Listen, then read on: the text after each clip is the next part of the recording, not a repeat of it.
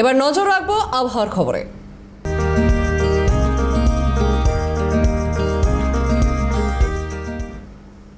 ফের হাড় কাঁপানো ঠান্ডা কলকাতা এবং উত্তরে হাওয়ার দাপটে কাঁপছে শহরবাসী। ঘন কুয়াশায় কমেছে দৃশ্যমানতা। আজও সকালে কুয়াশার দাপট। আগামী 2 থেকে 3 ডিগ্রি পর্যন্ত কমতে পারে সর্বনিম্ন তাপমাত্রা।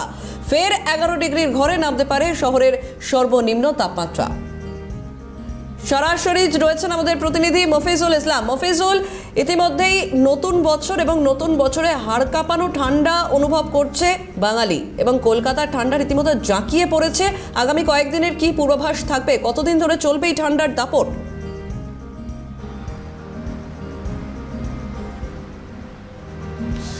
সঞ্চারী, ডিসেম্বর মাসের শেষ সপ্তাহে সর্বনিম্ন তাপমাত্রা কলকাতা শীতলতম দিন হিসাবে 31শে ডিসেম্বর সেটা সর্বনিম্ন তাপমাত্রা ছিল 11 ডিগ্রি সেলসিয়াস।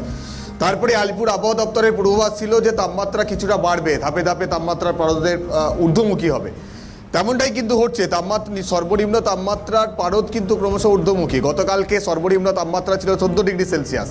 আজকেও তার থেকে খুব একটা কমবে বলে আলিপুর আবহাওয়া দপ্তরের পূর্বাভাস ছিল না।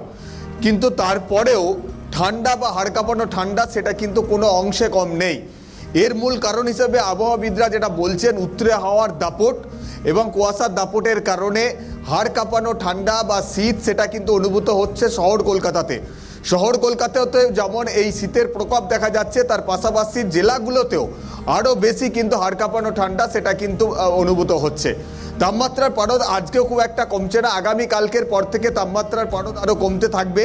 সেক্ষেত্রে আবার 2-3 দিন পরে তাপমাত্রা আরও 2 থেকে 3 ডিগ্রি কমে গিয়ে সেটা কিন্তু আবার 11 ডিগ্রি সেলসিয়াসের ঘরে পৌঁছে যেতে পারে বা নেমে যেতে পারে। তখন কিন্তু আরও ঠান্ডার যে হাড় কাঁপনের পরিস্থিতি সেটা আরও বাড়বে, তার প্রকোপ আরও বাড়বে। সেক্ষেত্রে রাজ্যবাসী কিন্তু এই শীতের যে আমেজ সেটা কিন্তু আরও বেশিভাবে অনুভব করতে পারবেন। শহর কলকাতার পাশাপাশি দক্ষিণবঙ্গের সমস্ত জেলাতে, বিশেষ করে পশ্চিমাঞ্চলের জেলাগুলোতে তাপমাত্রা 10 ডিগ্রির অনেকটা নিচে কিন্তু নেমে যাবে। ও অন্যদিকে উত্তরবঙ্গের ক্ষেত্রেও কিন্তু শীতের যে প্রকোপ সেটা কিন্তু আরও বাড়বে এবং সেখানে তাপমাত্রার পারদের এই মুহূর্তে কোনো হেরফের হওয়ার সম্ভাবনা নেই। যেমন তাপমাত্রার পারদ নিম্নমুখী রয়েছে, ঠিক একই রকমভাবেই থাকবে উত্তরবঙ্গের জেলাগুলোতেও। তার পাশাপাশি দার্জিলিং এবং কালিম্পং জেলার ক্ষেত্রে তুষারপাতের সম্ভাবনার কথা বলা হচ্ছে। আজ এবং আগামীকাল এই 2 জেলায় তুষারপাতের সম্ভাবনা রয়েছে। দার্জিলিংয়ে সর্বনিম্ন তাপমাত্রা 2.8 ডিগ্রি সেন্টিগ্রেডের কাছাকাছি এসে পৌঁছে গিয়েছে। গতকালকে দক্ষিণবঙ্গের ক্ষেত্রে সব থেকে কম তাপমাত্রা ছিল বহরমপুরে, যেখানে 9.2 ডিগ্রি সেন্টিগ্রেডের কাছাকাছি ছিল সর্বনিম্ন তাপমাত্রা।